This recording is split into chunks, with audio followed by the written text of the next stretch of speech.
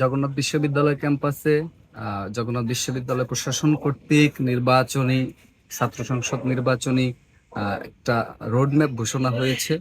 এই রোডম্যাপ ঘোষিত হবার পর থেকে জগন্নাথ বিশ্ববিদ্যালয় জুড়ে একটা উৎসবের আমেজ তৈরি হয়েছে, একটা নির্বাচনমুখী উৎসবের আমেজ তৈরি হয়েছে। আর এখানে আপনি জানেন যে জগন্নাথ বিশ্ববিদ্যালয়ের শিক্ষার্থীরা বাংলাদেশের সকল বিশ্ববিদ্যালয়ের শিক্ষার্থীদের থেকে তুলনামূলকভাবে অনেক বেশি স্ট্রাগল করতে হয়।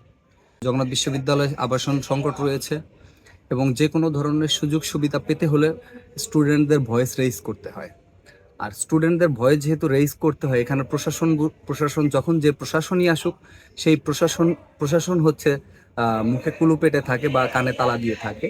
সেগুলো ছাত্রদের মুভমেন্টের মাধ্যমেই বিভিন্ন সময় বিভিন্ন দাবির আওয়াজ তোলা হয় এবং সেই দাবির প্রেক্ষিতে কিছু কিছু ক্ষেত্রে দাবি পূরণ সম্ভব হয়েছে। এখনো পর্যন্ত অনেকগুলো দাবি দেওয়া জগন্নাথ বিশ্ববিদ্যালয়ের শিক্ষার্থীরা সাধারণত যেটা আসলে প্রশাসন কর্তৃক অটোমেটিক যে বরাদ্দটা পাওয়ার কথা, সেইগুলোও হচ্ছে এখনো পর্যন্ত দাবি তোলার পরেও, আন্দোলন হওয়ার পরেও সেগুলো এখনো শিক্ষার্থীরা পাচ্ছে না। সুতরাং সেই একটা বাস্তবতায় জগন্নাথ বিশ্ববিদ্যালয়ের যকসু নির্বাচনটা খুবই গুরুত্বপূর্ণ এবং তাৎপর্যপূর্ণ, যেখানে শিক্ষার্থীদের একটা প্রতিনিধি সেখানে রিপ্রেজেন্ট করবে বিশ্ববিদ্যালয় প্রশাসনের সাথে এবং ছাত্রদের পক্ষ থেকে কাজ করবে।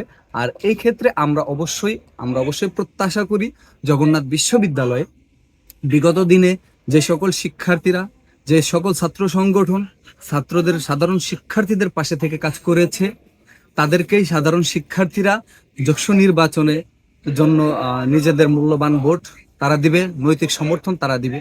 এবং আপনি দেখে থাকবেন জগন্নাথ বিশ্ববিদ্যালয় একমাত্র ক্যাম্পাস যেখানে একটি মেল বন্ধন রয়েছে প্রায় প্রত্যেকটি ছাত্র সংগঠনে। এখানে সবচেয়ে বৃহৎ ছাত্র সংগঠন বাংলাদেশ জাতীয়তাবাদী ছাত্র দল, তাদের মধ্যে কর্তৃত্ববাদী যে ব্যবস্থা, শাসন ব্যবস্থা, এই ধরনের বিষয়টা থেকে, এই ধরনের রাজনীতি থেকে বাংলাদেশ জাতীয়তাবাদী ছাত্র দল জগন্নাথ বিশ্ববিদ্যালয় বের হয়ে এসেছে এবং পজিটিভ রাজনীতির ধারক ও বাহক হিসেবে জগন্নাথ বিশ্ববিদ্যালয় ছাত্র দল কাজ করে যাচ্ছে।